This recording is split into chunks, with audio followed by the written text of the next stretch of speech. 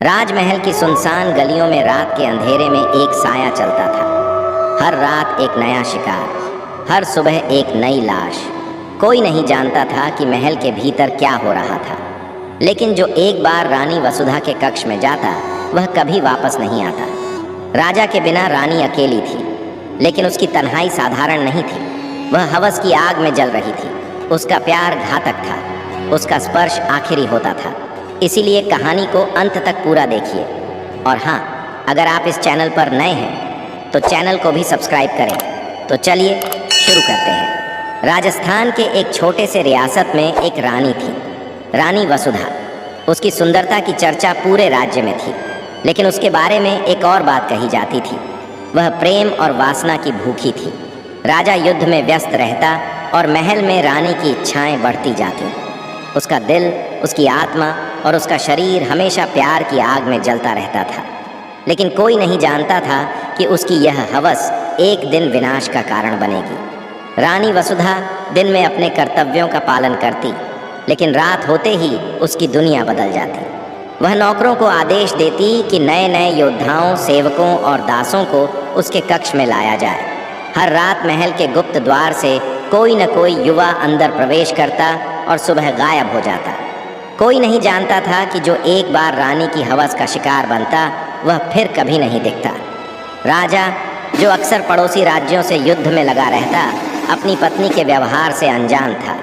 लेकिन एक दिन महल के वफादार मंत्री ने राजा को एक भयानक राज बताया। जो भी पुरुष रानी के कमरे में जाता वह जिंदा बाहर नहीं आता। राजा को यकीन नहीं हुआ, लेकिन उसने खुद इस रहस्य का पता लगाने का फैसला किया।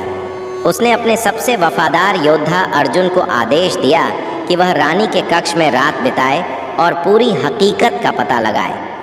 अर्जुन, जो रानी की सुंदरता का दीवाना था, खुशी खुशी उसके कक्ष में गया। रानी ने उसे अपनी मोहक मुस्कान से फंसाया। मदिरा और इत्र की खुशबू से भरे उस कमरे में अर्जुन खुद को रोक नहीं पाया। लेकिन जैसे ही उसने अपना आत्मसमर्पण किया, रानी ने अपने गुप्त हथियार से उसकी गर्दन पर वार किया। लेकिन इस बार रानी की किस्मत खराब थी। राजा छिपकर यह सब देख रहा था। राजा का खून खौल उठा। वह महल में दौड़ा और रानी को पकड़ने का आदेश दिया।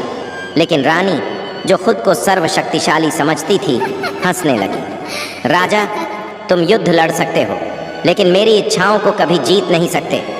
राजा ने उसे पकड़वाकर महल के सबसे अंधेरे कमरे में कैद कर दिया। लेकिन रानी ने खुद को ख़त्म कर लिया, क्योंकि वह अपनी हवस से समझौता नहीं कर सकती थी। महल को छोड़ दिया गया।